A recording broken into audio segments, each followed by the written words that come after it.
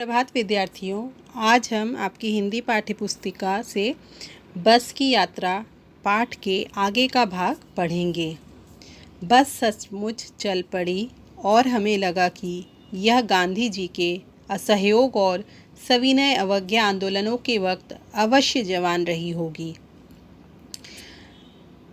उसे ट्रेनिंग मिल चुकी थी, हर हिस्सा दूसरे से असहयोग कर रहा था। पूरी बस सविनय अवज्ञा आंदोलन के दौर से गुजर रही थी। सीट का बॉडी से असहयोग चल रहा था। कभी लगता सीट बॉडी को छोड़कर आगे निकल गई है, कभी लगता कि सीट को छोड़कर बॉडी आगे भागी जा रही है। 8-10 मील चलने पर सारे भेदभाव मिट गए। यह समझ में नहीं आता था कि सीट पर हम बैठे हैं या सीट हम पर बैठी है। तो यहाँ पे लेखक जो बोल रहे हैं कि बस जब सचमुच चलने लग गई तब उनको किसकी याद आ गई? गांधी जी के असहयोग और सविनय अवज्ञा आंदोलन का जो समय है उस समय की याद आ गई कि उस समय जो है ये बस जो है अवश्य क्या रही होगी? जवान रही होगी। अब आपको बताती हूँ कि गांधी जी के असहयोग और सविनय अवज्ञा आंदोलन किसे कहते हैं। तो गांधी जी जो है सविनय यहाँ पे जो है गांधी जी जब अंग्रेज़ों ने जब हमारा देश आज़ाद नहीं हुआ था तब अंग्रेज़ों द्वारा जो है नमक पर टैक्स लगा दिया गया था। ठीक है, तो गांधी जी ने इस अंग्रेज़ों द्वारा नमक टैक्स लगाने के कारण जो है विरोध किया था और उसी विरोध में उन्होंने जो है अंग्रेज़ों को सबक सिखाया था। डांडी यात्रा कर उन्होंने क्या किया था? समुद्र तट पर नमक बनाया था गांधी जी ने लोगों को मिलाकर बहुत सारे लोग इकट्ठा किए थे उन्होंने। पहले तो लोग इकट्ठे नहीं हो रहे थे, है ना, सब एक साथ नहीं हुए थे, किसी को डर था। तो गांधी जी ने क्या किया था? एक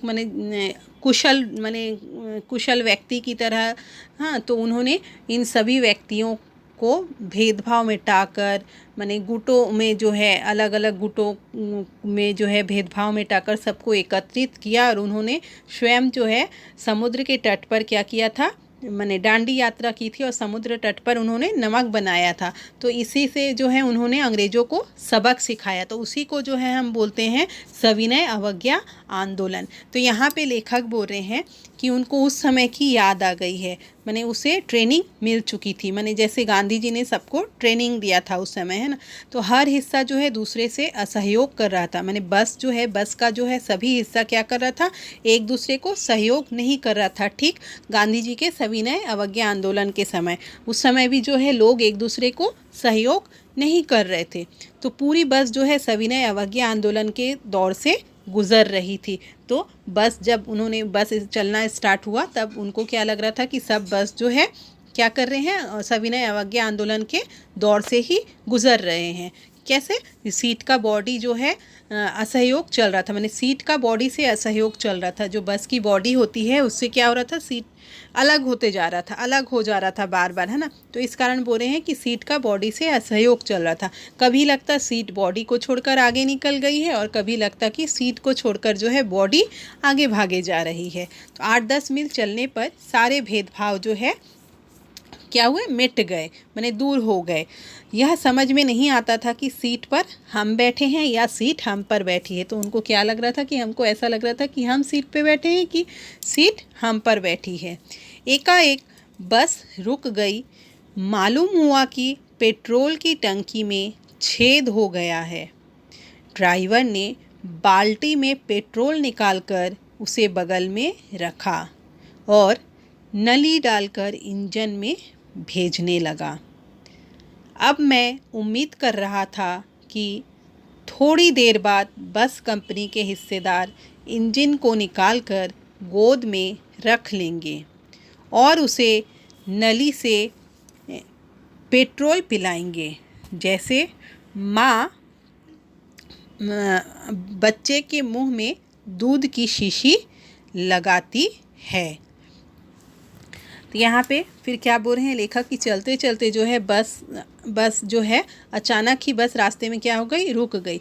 तो अनेक खोजबीन करके पता करने के बाद क्या चला कि पेट्रोल की टंकी में जो है क्या हो गया? छेद हो गया है। तो ड्राइवर पेट्रोल निकाला और नली के साथ इंजन में डालने लग गया, माने पाइप के साथ इंजन में डालने लग गया। यहाँ पे लेखक जो है बस की दशा उसको क्या लग रही थी, बिल्कुल बुरी लग रही थी कि वह चलने के काबिल भी नहीं है। अब उसे चलाना या उस पर जो है यात्रियों को माने ढोना, उस पर अत्याचार करना है, माने बस के ऊपर जो है क्या कर रहे हैं, अत्याचार कर रहे हैं, है ना। तभी उनके मन में जो है यह भाव आया कि बस कंपनी का हिस्सेदार जो है बस के इंजन को गोद में रखकर नली में पेट्रोल पिलाएगा, जैसे कि माँ जो है अपने बच्चे को क्या करती है, बोतल से दूध पिलाती है।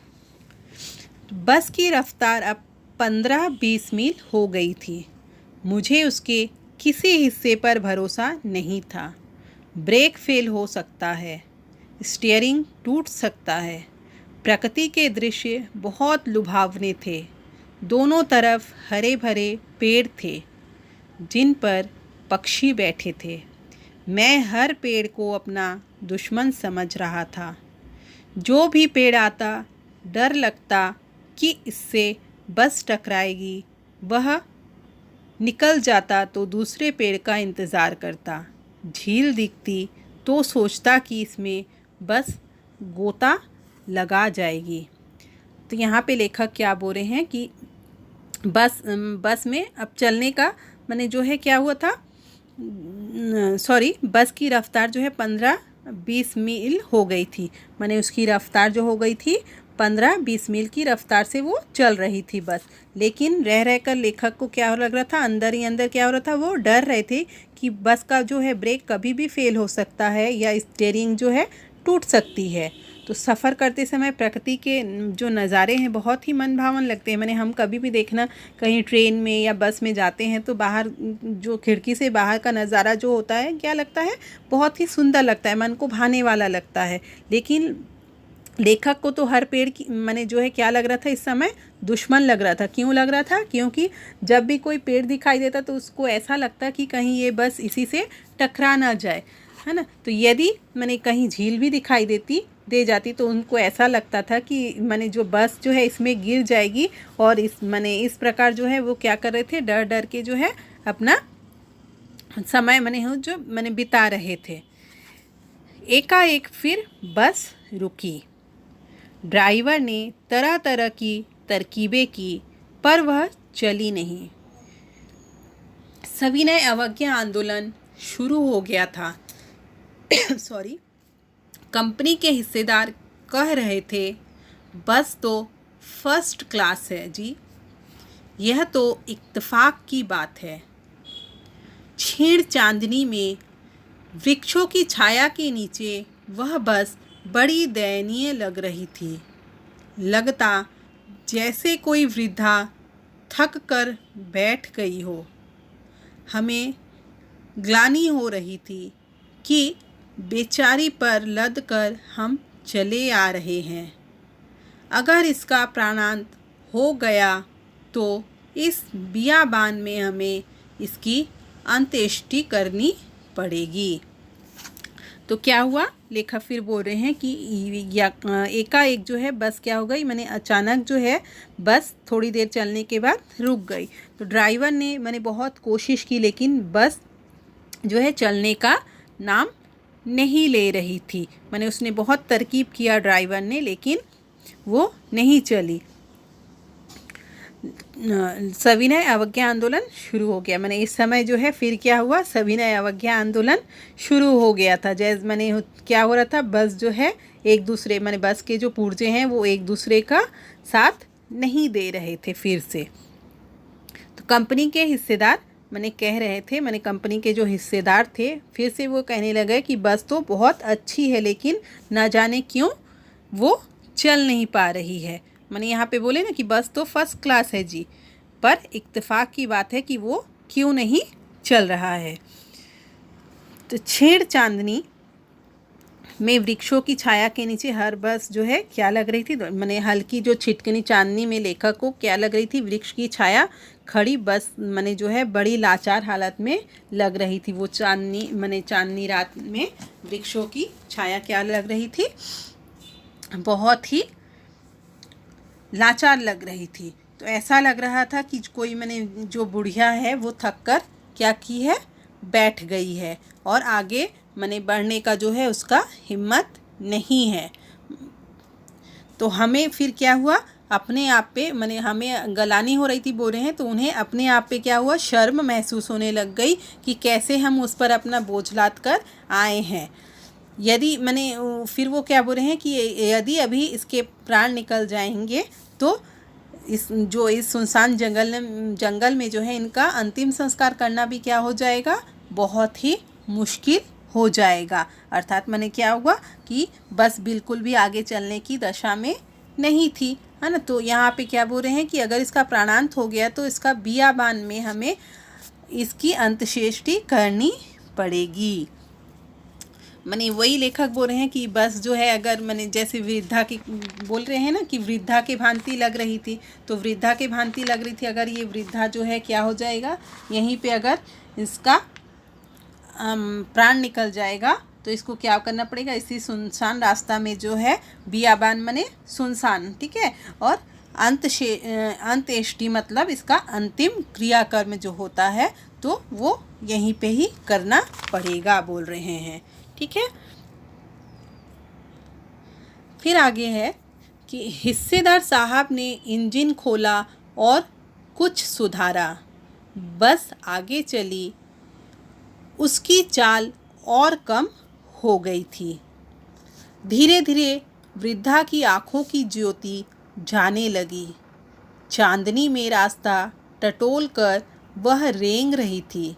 आगे या पीछे से कोई गाड़ी आती दिखती तो वह एकदम किनारे खड़ी हो जाती और कहती, निकल जाओ बेटी, अपनी तो वह उम्र ही नहीं रही। फिर क्या बोल रहे हैं कि हिस्सेदार जो साहब थे, हिस्सेदार साहब ने उन्होंने क्या किया था, कुछ प्रयास किया था कि ताकि गाड़ी जो है मैंने चल सके, मैंने इंजन को खोला और सुधारा ताकि जो है बस चलने लग गए। तो फिर बस आगे चली उनके सुधारने के बाद, तो उसकी चाल क्या हो गई थी, उससे भी कम हो गई थी। तो फिर धीरे धीरे धीरे मैंने क्या हो रहा था कि उनकी जो आँखें हैं, वृद्धा की आँखों की ज्योति मैंने जो है बस के हेडलाइट की जो है रोशनी जो है वह कम होने लग गई थी। मैंने बुढ़ापे में क्या होता है कि आंखों की रोशनी कम हो जाती है ना, तो वही बोल रहे हैं कि बस भी तो मैंने बूढ़ा ही हो गया था एक प्रकार से, तो उसकी भी आंखों की रोशनी जो है क्या हो रही थी, ज्योति जो है वो कम हो रही थी। चांदनी में रास्ता टटोल कर वह क्या करी थी, वह धीरे धीरे जो है रोशनी कम हो गई थी, इस कारण वो धीरे धीरे मैंने कहा जा सकता है कि वह रेंग रही थी बस मैंने चांदनी रात में। फिर वो आगे से पीछे से अगर कोई गाड़ी आता तो वो एकदम किनारे खड़े हो जाती, मैंने साइड हो जाती थी, और ऐसा लगता था कि वो बोल रही है कि आप लोग निकल जाओ बेटा, अब तो मेरी वह उम्र नहीं। जैसे वृद्धा लोग होते हैं ना हमारे घर के बूढ़े दादा दादी लोग, कि हम लोग जो है तेज़ दौड़ने लगते हैं या भागने लगते हैं और वो धीरे धीरे चलते हैं, तो उन लोग बोलते भी हैं कि तुम लोग आगे जाओ, हम आ रहे हैं धीरे धीरे पीछे से। तो ये बस भी वैसा ही लग रहा था कि वो कह रही है। एक पुलिया के ऊपर पहुँचे ही थे कि एक टायर फिस करके बैठ गया। वह बहुत ज़ोर से हिलकर थम गई। अगर स्पीड में होती तो उछलकर नाले में गिर जाती। मैंने उस कंपनी के हिस्सेदार की तरफ पहली बार श्रद्धा भाव से देखा। वह टायरों की हालत जानते थे, फिर भी जान हथेली पर लेकर इसी बस से सफ़र कर रहे थे। उत्सर्ग की ऐसी भावना दुर्लभ है। सोचा, इस आदमी के साहस और बलिदान भावना का यही उपयोग नहीं हो रहा है। इसे तो किसी क्रांतिकारी आंदोलन का नेता होना चाहिए। अगर बस नाले में गिर पड़ती और हम सब मर जाते तो देवता बाहें पसारे उसका इंतज़ार करते, कहते, वह महान आदमी आ रहा है जिसने एक टायर के लिए प्राण दे दिए। मर गया पर टायर नहीं बदला। तो यहाँ पे फिर लेखक क्या बोल रहे हैं कि बस जो है एक पुलिया को पार कर ही रही थी कि उसके क्या हो गया, उस अचानक ही उसकी टायर जो है बैठ गई, माने पंचर हो गई। तो वह ज़ोर से हिलकर रुक गया। तो यदि बस थोड़ी भी स्पीड में अगर चल रही होती ना तो वो क्या हो जाता, उछलकर नाले में गिर जाती। तो लेखक ने पहली बार क्या किया, उस कंपनी के जो हिस्सेदार थे उनको आदर भाव से देखा और यह एहसास दिलाने का उन्होंने कोशिश किया कि टायरों की इतनी ख़राब हालत के बावजूद भी वे क्या कर रहे हैं, यात्रियों की जान पर खेलकर उन्हें बस में सफ़र करवा रहे हैं। तो और फिर बोल रहे हैं कि लेखक माने को बस कंपनी का हिस्सेदार महान व्यक्तित्व लग रहा था। माने जो बस कंपनी का हिस्सेदार था वो जो है एक महान व्यक्ति लग रहा था। तो लेखक ने सोचा कि इसे तो क्रांतिकारी आंदोलन का नेता होना चाहिए था, जो केवल अपनी माने विचारधारा से लोगों को अपने पीछे चलाता है ना, उसे दूसरों की भावनाओं से कुछ लेना देना नहीं होता है। जो क्रांतिकारी आंदोलन में भाग लेता है, नेता होता है। तो लेखक माने सोचने लगा कि यदि ये बस जो है नाले में गिर जाता तो हम सब मारे जाते, और ऐसे में देवता भी क्या करता, शायद इस व्यक्ति का स्वागत करता और कहता कि वह महान जो है आदमी है जिसने बस के टायर ना बदले लेकिन जो है अपने प्राण दे दिए। दूसरा घिसा टायर लगाकर बस फिर चली। अब हमने वक्त पर पन्ना पहुंचने की उम्मीद छोड़ दी थी। पन्ना कभी भी पहुंचने की उम्मीद छोड़ दी थी। पन्ना क्या, कहीं भी कभी भी पहुंचने की उम्मीद छोड़ दी थी। लगता था ज़िंदगी इसी बस में गुजारनी है और इससे सीधे उस लोक को प्रयाण कर जाना है। इस पृथ्वी पर उसकी कोई मंजिल नहीं है। हमारी बेताबी, तनाव खत्म हो गए। हम बड़े इत्मीनान से घर की तरह बैठ गए। चिंता जाती रही, हंसी मजाक चालू हो गया। अब यहाँ पे लेखक क्या बोल रहे हैं कि दूसरा माने जो है घिसा पिटा टायर जो है बस में लगाया गया और फिर बस जो है क्या हो गई, चलने लग गई। तो अब लेखक और उसके मित्र जो है आराम से क्या किए, वो गाड़ी में बैठ गए। अब उनको जल्दी पहुंचने का जो है चाहत जो है उनके मन में समाप्ति हो गया था कि हमको घर जल्दी पहुंचना है। तो उन्होंने तो पन्ना पहुंचने का उम्मीद भी छोड़ दिया। अब आगे उन्होंने क्या किया, सब कुछ भाग्य के ऊपर ही छोड़ दिया कि उन्हें तो इसी बस से ही सारा जीवन गुजारना है। उन्हें ऐसा एहसास होने लगा कि धरती पर जाने का उनका कोई भी लक्ष्य जो है अब नहीं है। तो उन्हें तो इसी माने बस इसी से ही स्वर्ग में जाना है। माने वो जो है बस में बैठ के ही अब स्वर्ग में जाएंगे। अब उनके जीवन का कोई लक्ष्य नहीं रहेगा। तो उनकी बेचैनी अब समाप्त हो गई और बस जो है माने चल रही थी और वो जो है लोग माने बस में बैठकर क्या कर रहे थे, हंसी मजाक ही कर रहे थे।